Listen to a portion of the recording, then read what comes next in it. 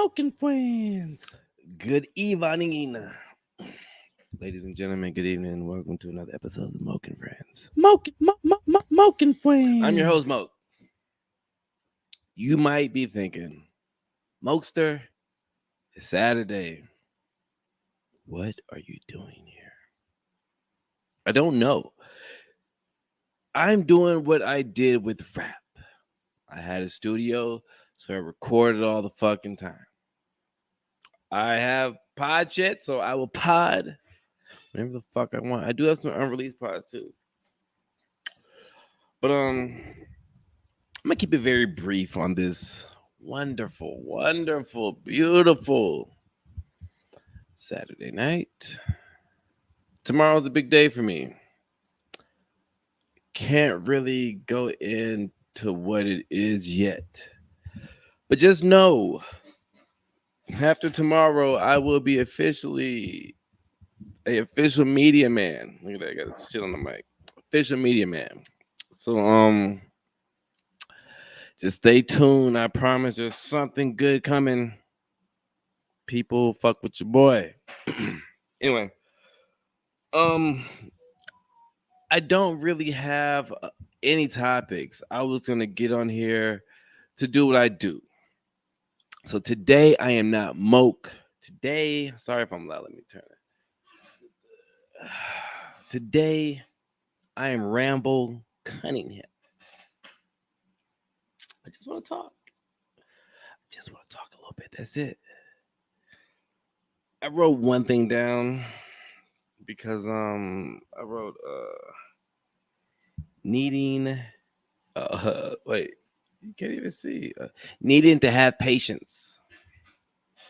I myself feel like I need to have patience sometimes. I don't have a lot of patience. It seems like I have a lot of patience, but I don't. I put up with a lot of shit. Not pick and choose what I put up with, but I don't have a lot of patience. One of my friends called me. He was at Lowe's or something. Nice kid, 19 years old. You know what I'm saying? I try to guide the youth in some type of in some type of way.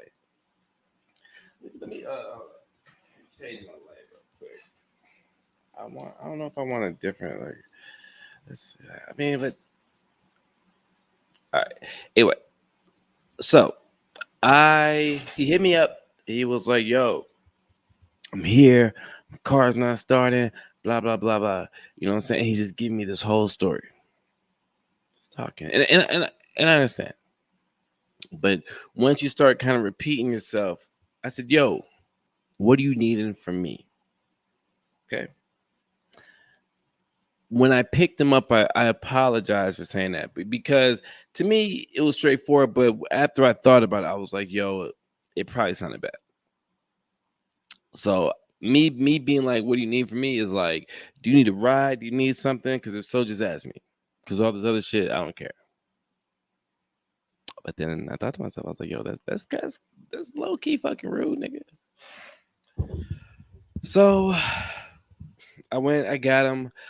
I took some jumper cables. I was like, "Yo, want to jump it?" He said it was a electric throttle body or some shit. I'm not a mechanic, so I didn't fucking know. So I said, "Yo, do you just need a ride home then?" You know what I'm saying? Maybe whatever. Got in the car, I was like, "Yo, my bad for coming at you like that." He was like, he didn't even know. I don't know.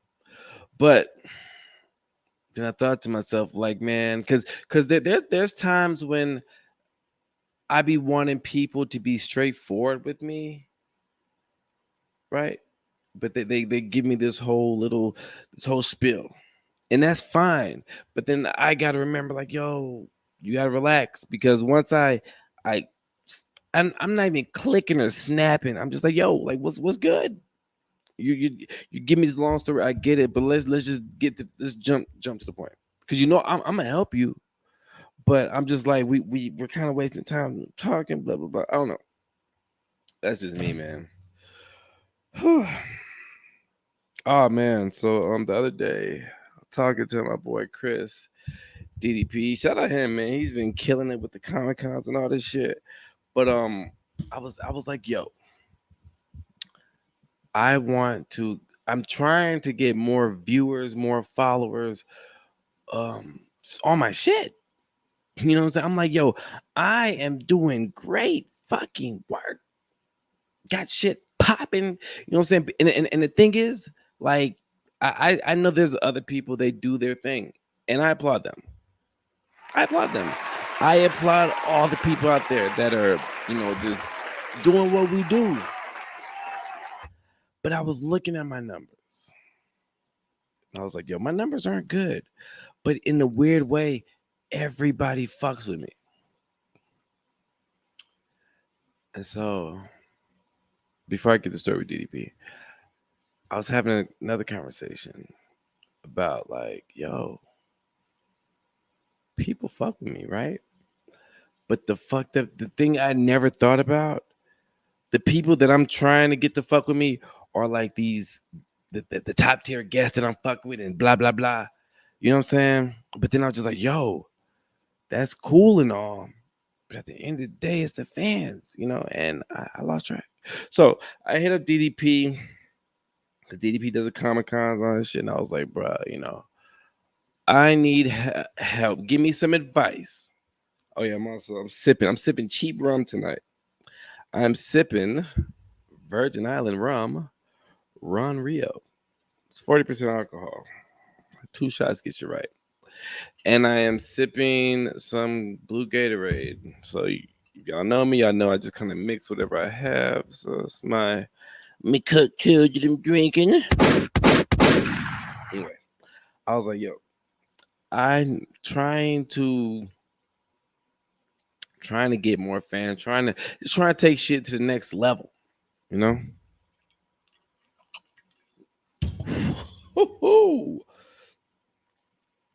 Jesus fucking Christ. Try and get shit to the next level. I'm like, I want this, when the thing that you do as an artist, whatever that you know you're good, but you don't know what you're doing. And then he said, Moke, you gotta network and promote to strangers, my boy. He said your friends only gonna fuck with it for so long before they get bored of it. I started thinking, I was like, it's kind of true, because when I first started, there was a lot of friends that was on it, and now there's not. And I'm not faulting nobody for that shit, because you see me 2-3 times a week. So yeah, you feel like you know what it's gonna be. So I'm not faulting that. But he was like, you need to start fucking with people you don't know, networking, talking to people, kissing babies, all that shit, shaking hands. And that he said networking is like my steroids. And I said, fuck. How do I do this now? Because if you really know me, I love my craft. I love my art. I love making music. I love doing a podcast. But if you really know me, I'm an introvert. I don't be places. I don't be talking to too many motherfuckers too much. So now, this is where we're at. I don't know. You know what I'm saying? This was just a conversation that was had yesterday. So I don't know yet everything to do. So if you know some things to do, you can put in the chat. Well, this camera looking crazy. Is it because it's light? But yeah, I'm just hope y'all are just, because I'm just okay, baby. I like that. I think that okay. All right. I'm doing too much. I'm sorry. So I started joining podcast group. You know what I'm saying? Just little shit, reaching out to different people. So that's where I'm at. Somebody said, Moke, you gotta have content, whatever. I got content. I got a lot. I got a lot of videos. I have more audio shit than video. And for anybody watching, I just want you to know this is just rambling. I'm just talking. So don't expect nothing out of this. If it sounds like I'm complaining, oh well. I'm using my platform for what the fuck I want to use it for. Anyway, so this is where I'm at. Now I'm like, okay, I'm going to have to be a more sociable person, right? Even though I'm doing a new, can't even talk about it yet, but a new venture. It's coming soon. It's coming soon. And that's why I say people fuck with me. You know, like there's a couple people that I have on a podcast coming up, and these are people that I never really wanted to thought or wanted to reach out to because they have had so much accolades. Yes, I be selling myself short sometimes. Yes, so many accolades, all this shit, and I'm just like, yo, this person is not gonna want to fuck with me because of whatever. Like look at the whole Kid Jones thing. You know what I'm saying? Kid Jones fucks with me now, but I've been trying to get Kid Jones on my podcast since fucking 2016. And it's not that nigga wasn't whatever, but it wasn't the time, and I wasn't as consistent, I wasn't as passionate as I was, now. So there's one dude I hit up. I'm not even gonna say his name. I think my podcast with him is September 2nd. So, but I hit him up, and I've known of him, never spoken to him. I've known of him since maybe since I've known Chamothy. I don't know, but he's in a pretty iconic group and dope producer too. I don't even know if he lives here anymore. I think he lives in Florida. But I hit him up. I was like, "Yo, I'm Moke. I'm trying to get a little bit more professional with my shit. But I think I'm just a hood nigga. You know what I'm saying? So I hit niggas up on my own and just like, yo, I'm Moke. Blah blah blah. That's what I'm doing. Got this podcast. So do audio, video streaming. You know what I'm saying? We can meet. We can do whatever." And he responds, "Yo, I've heard of you. Yeah, I know you. I've seen your stuff. You know what I'm saying? Like I've seen it because you talk to XYZ." And I'm just like, yo, motherfuckers is really seeing this, right? So I know that people fuck with me, right? But it's, man, I don't know. Give me a second. Give me a second. My bad. I be my mind be going sometimes. So I'm just, but like I said, people fuck with me. Now I need, and if you fuck with me, and people do, but if you fuck with me, share my shit. Tell people about my shit. Send me some guests. Because as you know, I talk to people from all walks of life. Just if they got good conversation or something good that they want to bring awareness to or some shit. You know what I'm saying? Like shout out Sarah. Sarah's my last guest that I had on. And she works for Wick. And she dropped so many fucking gems. She taught me how to talk a little bit of rhetoric. You know what I'm saying? I don't know. I just wanted to fucking chat. Just want to chat. Yo, shout out my boy Yodi. Let me see, get this Yodi Way. He's a artist, Yoda Valley. He has his own clothing line too. He bless your boys and shit. And as always, shout out my boy Muggsy with the penmanship. Muggsy, that's my nigga. It's crazy. Nigga lives right down the street from me. Beautiful home. Good dude, man. Good dude. I need to bring him on here again. All right. Anyway, what else? What else we getting at? What's we getting at? Sorry, I'm just kind of just combing through YouTube also. Man, sorry. Give me 1 second. 1 second. Sorry. Yo, let's take a look at something real quick. I want to take a look at something. We're gonna watch a video. I'm probably gonna talk through it too, but I always I always be thinking about like one thing I realized what I'm scared of. I'm scared of fuck. Sorry. Uh, let's see. Sorry. Get this shit right. Right. What the fuck? Okay, yeah. Okay.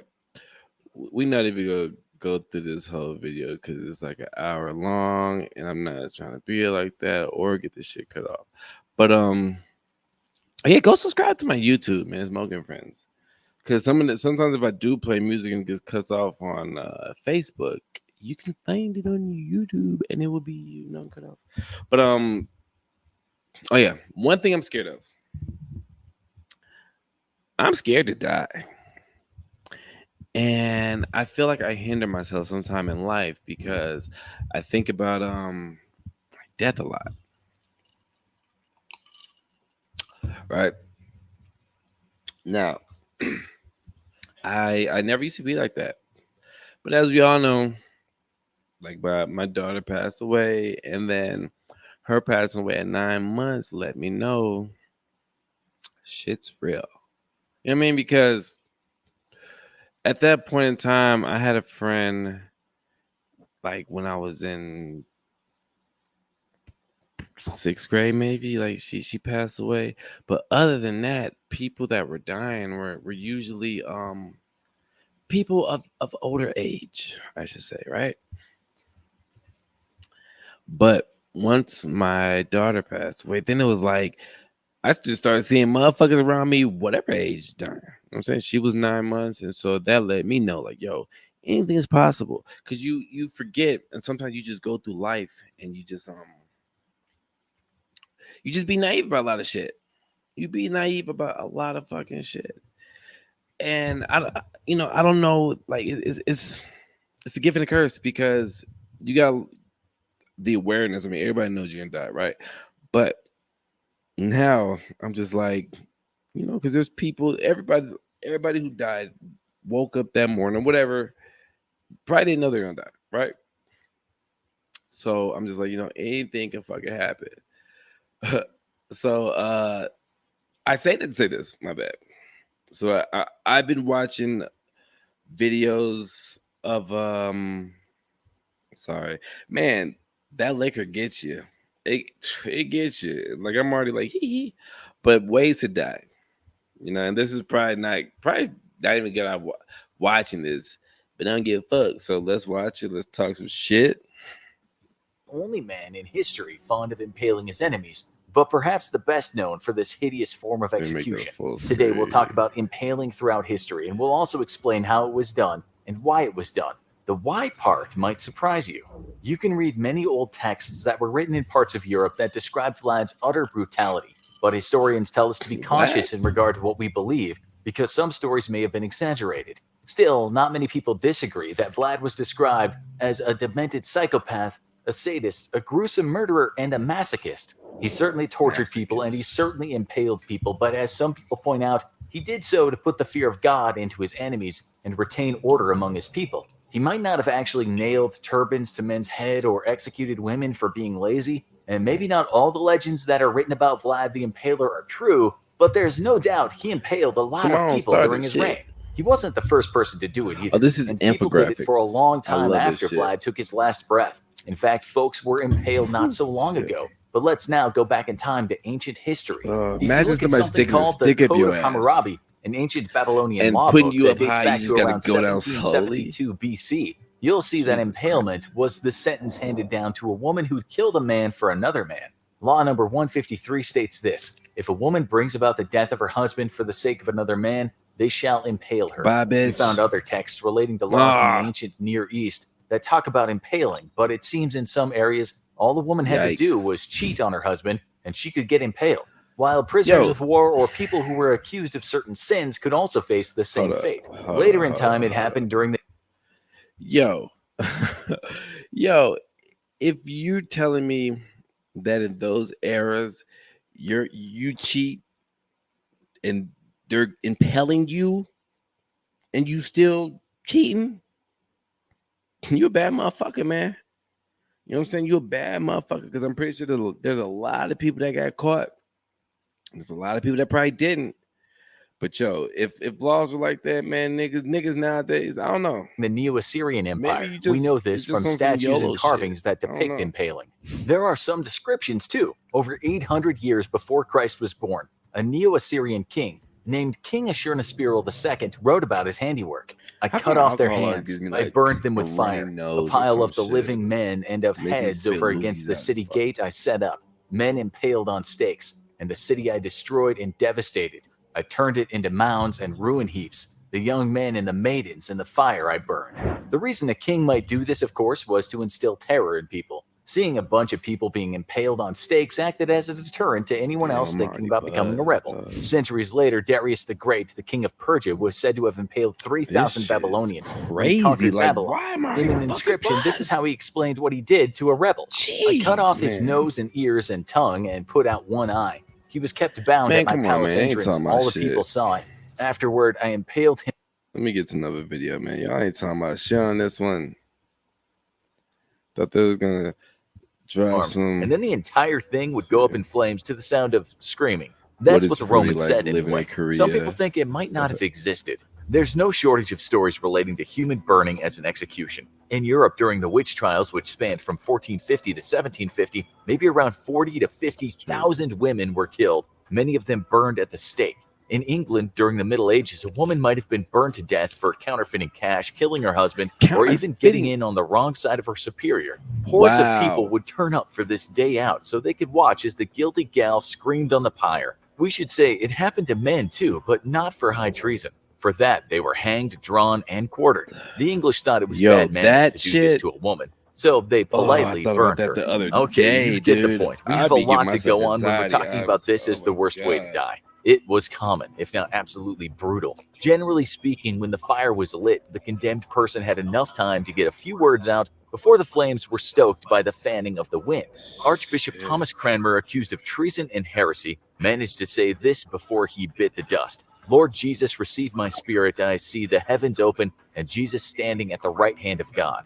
Another accused English heretic, Richard Snell, went up in flames fast. You know something crazy I used Remember, to think while about impalement back in the was day? horrific, once that I used to think about when going to heaven, like when they say you could go to heaven, you gotta repent for your sins and blah blah blah yada yada. And I was always thinking, right before you die, you should just be like, yo, God, forgive me, whatever, and you're gonna go to heaven. That's how my little black naive mind used to think back in the day. Because you always think that when you're gonna die, you know you're gonna, like, yo, I'm gonna be on an airplane. Oh my God for you. But it's like, yo, my nigga, gotta be like, fuck out of here, nigga. You just saying that to get on. You ain't on the list.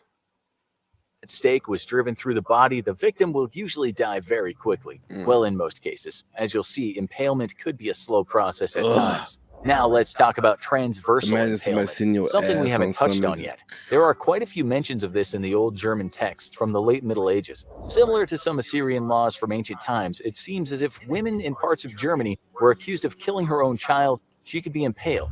What was different from the Assyrian way of doing it is rather than the person being mounted on a stake, the stake was driven through the victim. There's evidence dating back to the 14th century that tells us a woman and a man accused of adultery could be impaled this way. They would be tied together and placed on the ground or in a grave, and a stake would be driven through the both of them. A kind of symbolic execution, as it meant the cheaters would stay together forever. They die In 1340, together. there exists a German law code that said the husband of the woman who has cheated on him with another man can make a choice. That is, collect some cash as compensation or have the couple tied down. He is then handed the hammer with which he'll drive the stake through his wife and her lover. Staying with Germany, laws were written in the 1500s that stated if a woman killed her own child, the usual punishment would be drowning. But in some cases, she might be buried alive, and a stake would be driven right through her heart. It seemed around that same time this punishment was also sometimes reserved for women accused of being witches. Transversal impalement was certainly no walk in the park for the victim, but we think longitudinal impalement was worse. As described, the former is having a stake pushed through a person's middle, mostly their chest. The latter is having the stake pushed through the length of the person's body. Ugh. How exact this was, we can't be sure, but in some cases, the perfect longitudinal impalement would be if the stake entered the anus and came out through the chest. Ugh. Yeah, a stake through the heart would beat that any day of the week. As you know, this punishment often happened to rebels Through or your prisoners ass, of war. It was nigga. a statement used by Vlad the Impaler more than anyone else, but it happened all across Europe. One thing it was used for was when a person defected to another army or Fuck. collaborated with the enemy, possibly the worst crime in the eyes of the country you were fighting for. There are instances of it happening a few times when local people just provided food for soldiers. Those locals were captured by the other side and then accused of helping the enemy. Only the most extreme punishment was handed down to them. In Western Europe, it seemed to be the Germans that were particularly fixated on this form of punishment. Not only did they do it to rebels, but they also impaled people who'd been accused of robbery. One book it's mentioned in doesn't state what kind of robbery, but it's likely the victims Any had been fucking accused of robbery, stealing from nigga. the state. Impalement might also happen to people who'd been accused of committing the very worst kind of crimes against one's own community. Welcome Let's to take History Class with murderers, for Moke. instance. This is what this They history might have class been with Moke. beheaded or even Just had their watch the bodies infographics. broken on the wheel, but some lawmakers saw this as getting off lightly, especially when they were serial killers. We might take the case of a man named Pavel Vashansky. He was a prolific highway robber in the 1500s who worked in today's Czech Republic. He not only stole cash and valuables from the people he robbed, but he often killed them in the process. When he was arrested, he confessed to 124 murders, Fuck. which made him a very active killer. His punishment was definitely commensurate to the crime, if he actually committed those crimes. Police work back then was somewhat sketchy. First, they cut off his limbs. Then, while he was still breathing, they took a pair of red-hot pincers and removed his nipples. Ugh. Only then was he impaled on a stake. For good measure, they set him on fire. We should say that in those days when you admitted to a number of murders, you weren't doing so in the name of a plea deal. You were more often than not tortured before you admitted your guilt. We found another case, this time in Germany, that involved a man that went by the name of Pushpeter.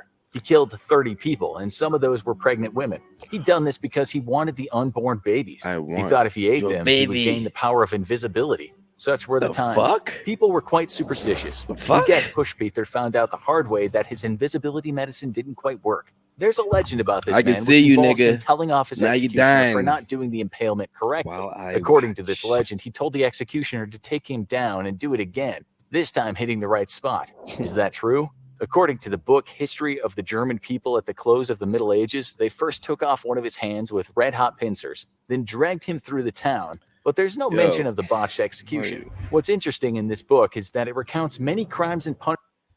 Yo. What the fuck am I watching? What the fuck am I watching? Jesus Christ. Fuck. Might as well keep going. This is in shit I be Germany watching. in the mid This to is what I late do. 1500s. This is why and it I'm seems not a lot of promoting people my were pod. executed for civil I'm crimes, joking. No. but they were usually beheaded or hanged. But I do be watching. The book explains that the authorities only tortured people who'd been accused of the worst kind of crimes. The torture itself was weighted against the strength of a person. If the person looked tough, the torture was more brutal. The torture was not recorded, but the confession was. After that, the torture stopped. The accused was never asked again about the torture and only had to confirm in court his confession. We told you, police work was sketchy in those days. Okay, back to impalement and the last times it was employed as a punishment. During the 17th and I need to 18th skip to centuries, some people other were ones, impaled man. throughout the Ottoman Empire. I get The it. punishment I get was it. again I get seen it. as You're the impaling people. I get it. Fuck, man. Like, is there a like a table of contents? Okay, impalement, skinned alive. Worst ways to die according to science. Let's go there. How do you want to go out of this world? Probably resting peacefully, Yeah, slipping away I in your would die. sleep, My sleep, completely please. unaware of it happening. That My makes death sense sleep, since please. most people are afraid of death. So what better way of crossing over to the other side than when you aren't aware? Us, though, we'd prefer to go out in a giant my bitch ass explosion, niggas perhaps some fuck battling shit. terrorists or a giant gorilla at the top of the Empire State Building. Or maybe even giant gorilla terrorists. We just think it'd be kind of weird to be asleep one moment and the next thing be sitting in the afterlife. But if you die Okay. in an explosion, Like- it's quick, painless, and you're fully aware of what just happened. I'm And thinking bonus to myself points for right going now. out killing a bunch of terrorists or rampaging giant gorillas. But what's science have to say about the absolute worst ways to die? Let's dig deep and Am I a answer toxic yet another person of 'cause I life's think most about death a pressing lot? questions. Eaten alive. Alright, we didn't exactly consult any scientists on this one. We just figured that dying while being eaten alive has to be one of the worst ways to go there is. And we're not talking about getting chomped on by an animal and then bleeding out and dying. We're talking about being alive for the entire or at least a large portion of the experience. And there's several ways this can happen to you, even in the safety of your big city. Most large predators will kill their prey with a single bite or blow to a vital area. Lions, cheetahs, and tigers all have an innate instinct to go for the jugular and suffocate a victim to death. Bears and mountain lions share this instinct as well, and it exists for the protection of the predator rather than some sense of mercy for the prey. Being a predator is all about taking risks, and every hunt involves the risk of injury, which can be fatal for a predator who needs to hunt daily to survive. That's why most predatory animals have evolved to find the most efficient way to kill, rather than wound prey and risk them fighting back. Some animals, though, show little regard for their own safety in bringing down and eating prey. Enter the hyena, one of the most savage predators in the world, and the last animal you'd want to be eaten by. Hyenas typically hunt in packs, but can often go on solo hunting expeditions. Unlike other pack animals, hyenas, though, don't suffocate their prey. Hyenas start eating their prey alive before it's dead. Prey will find themselves swarmed by hungry hyenas who bite and tear into their flesh, often consuming large quantities of it before the animal finally dies from massive blood loss. Typically, this means disemboweling the prey and going for the soft bits around the stomach area, while lesser-ranking members rip the legs from the body, so as not to risk angering the senior hyenas who feast on the soft stomach bits. By the time any vital organs are finally consumed, the prey animal has been watching itself be eaten alive for a significant amount of time. Even worse, though, is when solo hyenas hunt. While a pack might tear apart prey in a minute or less, the solo hyena follows the same feeding strategy, but that can drag death out over many minutes. Even more terrifying is the fact that hyenas have attacked many campers out in the African bush, eating them alive within their tents. Out behind the if you bush. think you're safe in the city, Go poop think in the again. bush. Just last year, a toddler was eaten alive by ants, and only saved from her What? fate after Ants? authorities investigated claims of abuse and neglect by neighbors. By the time the police arrived, the child was completely covered by ants, who had consumed parts of her body. In 2015, a former beauty queen was eaten alive in her nursing home after her body became infested by hundreds of thousands of mites. Staff not only neglected the woman, but were warned not to touch one of her hands for fear it would simply fall off. The coroner who performed her autopsy said it must have taken her months or years to die, and it must have been horribly painful. Slow deaths are probably the worst way to go, and our next worst way to die is all about going slow. Burning alive. Oh my God, Fire that's one of hurts. my worst. Trust us on this one. We've researched Drowning it. and burning But the alive good is thing about one of burning my alive is that worst typically fears. you either die from the extreme heat dude. before your body is consumed by flames, like happened with many people burned at the stake, or you're consumed by fire so quickly that it sears off your nerve endings before you can register much of the pain. But what if the fire was slow to spread and not particularly large? In that case, the fire won't generate so much heat and smoke that it makes breathing difficult, leading to asphyxiation. Nor would it spread fast enough to consume large parts of your body and sear off the nerve endings. A slow-burning fire starting at the feet would move slowly enough that while any nerves in direct contact with flames would die, all the nerve endings remaining along the length of your body would very much be alive and transmitting pain signals to your brain. Some ancient societies used this particularly brutal method of execution regularly, letting victims be consumed by a controlled fire from the feet up. But today, if you're caught in a particularly nasty vehicle accident, you could suffer a similar fate. Imagine being trapped in a cage of broken metal, Good Samaritans unable to pull you out as your car slowly burns. The incredible heat would roast your body as flames slowly consume you. Our next method of death will have you begging for sweet release, and was experienced by one man who was kept alive for 83 days against his will. Radiation. Death by radiation is a grim prospect and probably one of the most gruesome ways of passing away. When your body is blasted by radiation, the high-energy particles zipping through your body can destroy cells or damage your DNA, causing harmful mutations. We're not talking superpowers here unless your superpower is to get cancer. If exposed to a high enough radiation dose, your body's cells and even your DNA can be so badly affected that you simply start to break down physically. Typically, a person starts exhibiting radiation sickness after an explosion of about 200 rem. For comparison, a chest x-ray is equivalent to about 0.02 rem. At 200 or higher rem, the risk of cancer is drastically increased, and odds of survival begin to plummet. You can look forward to a slow, lingering death in a hospital bed that can take weeks or months. And unlike regular cancer, which has a chance of being treated, the damage caused by radiation is so severe that the resulting cancers are simply unstoppable. Maybe The I only should, way to save you would be to repair your DNA, something we're currently unable to do. What if you I had want to no take DNA shots left a in your lot of body, though, motherfuckers. like a Japanese man in 1999 who became the Let me quit only talking, human in 'cause history to have no DNA? Hisashi Aochi was a technician at a nuclear power facility who suffered the greatest direct radiation exposure of any person to date. The accident occurred when too much uranyl nitrate solution was dumped into a precipitation tank, pushing the uranium content to a level that caused the fuel Uranium. tank to go supercritical and temporarily become a makeshift nuclear reactor. This resulted in Aochi, who is the one pouring the liquid, to be Aochi. blasted with an incredible 17 Aochi, sieverts of ooh. radiation. That's the equivalent to being blasted with 85,000 chest x-rays all at once. Typically, 8 sieverts are considered fatal, and Aochi had received twice that dose. So needless to say, his outlook seemed grim.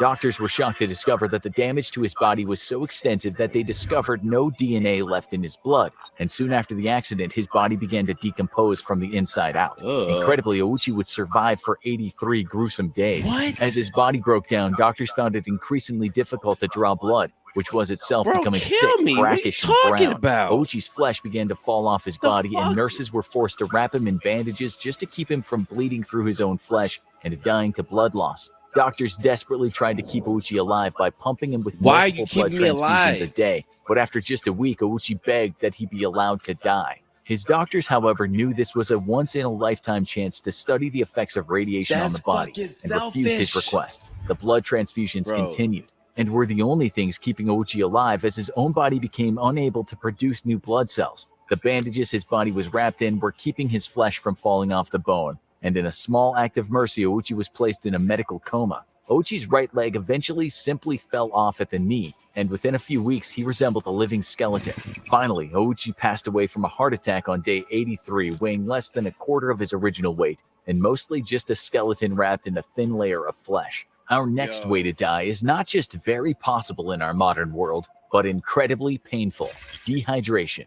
Compared to slowly falling apart due to radiation, dehydration seems like a rather easy way to die. That's only because you don't know the science of one of the worst ways to die. Whether you're lost in a desert or simply trapped in an elevator for several days, you have about 3 days before dehydration will kill you. Dehydration starts at losing 2% of your body's weight worth of water, which you can do by nothing more than rigorous exercise for an hour or a long walk on a very hot day. This effectively makes you thirsty, and as your body begins to panic about water loss, it shuts down any ways of losing water that aren't completely vital to your survival. You'll begin to sweat far less, which is bad news because sweating is one way we keep from overheating.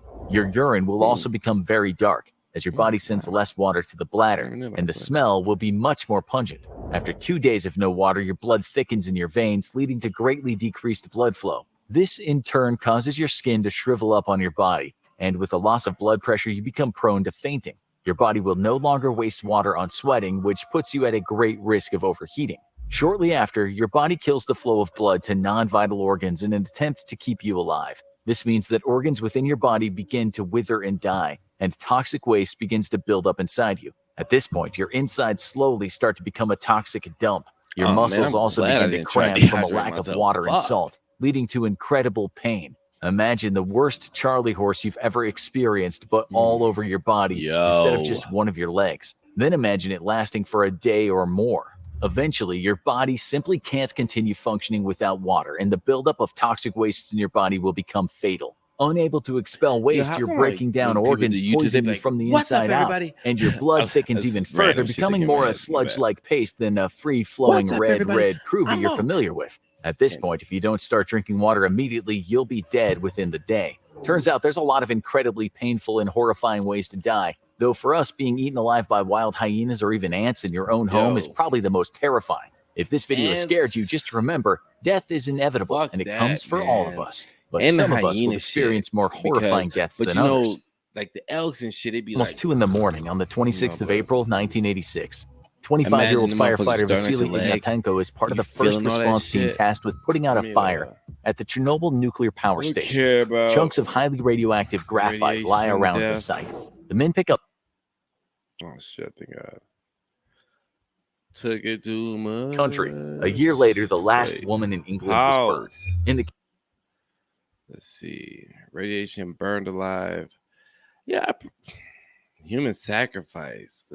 Okay, this is the A last boy one. and a girl, no older than 10, are paraded in front of the statues of the gods. Their faces look almost serene. Their skin is unblemished. Their clothes are of the finest cloth, emblazoned with gold, silver, and gleaming seashells. The pair are laid down at the sacrificial site, splayed upon a large slab of stone, held by their shoulders and legs by the priests. Deep incisions are made in their chests. They howl out in pain, but the priests keep cutting until the children finally fall unconscious from blood loss and shock. Their hearts are taken out and held aloft to the gods. Yum. Witnesses dance and cheer as the priests smear the statues with the children's blood. Now, that doesn't sound like a great way to go, huh? It's thought that this is what happened to quite a few children in the mid-1400s in what is now known as the country of Peru, back then the Chimu state. Archaeologists dug up 137 boys and girls in a mass grave. And what they discovered is that many of the bodies had been damaged in a way that looked like the kids had died healthy, but at the time of death had suffered horrendously. They'd been opened up and their ribs had been displaced, which led the experts to believe that their sacrifice involved their hearts being pulled out, Indiana Jones style.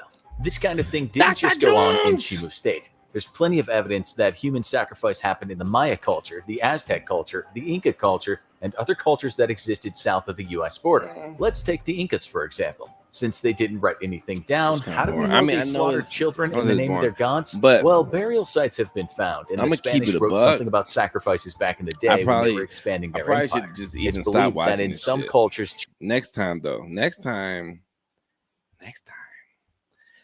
I'm gonna watch the space because I'm really into space and all that shit. But I'm actually hungry. I got some chicken wings I'm finna go eat. I got some Vietnamese chicken wings. Yo, what was I gonna say?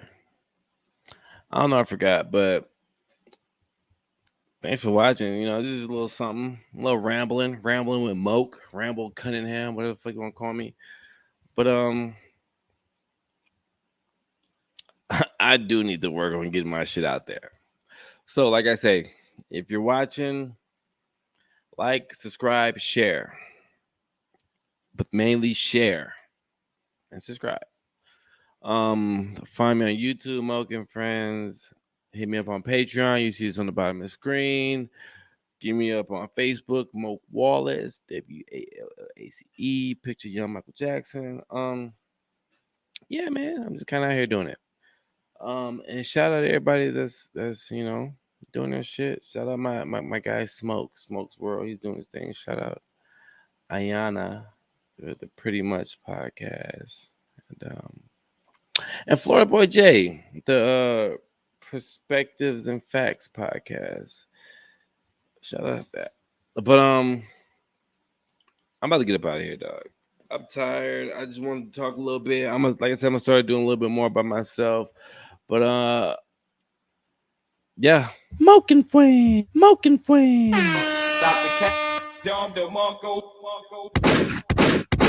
Love y'all, man. Peace.